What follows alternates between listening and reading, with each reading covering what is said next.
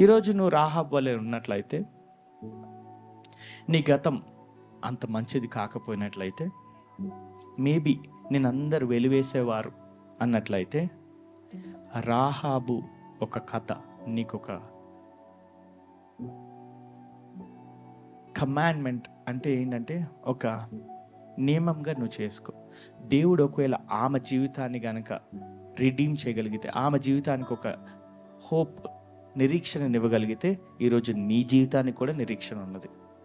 నన్ను సమాజంలో ఎవరు చూడట్లేదు, నన్ను ఎవరు పట్టించుకోవట్లేదు, నన్ను బయట పెడేస్తున్నారు, నన్ను వెలేస్తున్నారు, నాకు ఉద్యోగం లేదని, నేను వేరే దాన్నని, నేను నా రంగు బాగాలేదు, రూపు బాగాలేదు, ఇలా ఉన్నాను, అలా ఉన్నాను, లావుగున్నాను, పొట్టిగున్నాను, ఎట్లాగున్నా సరే దేవుడు నిన్ను ఆ స్థితిని, ఆ గతిని మార్చి పడేసే దేవుడు.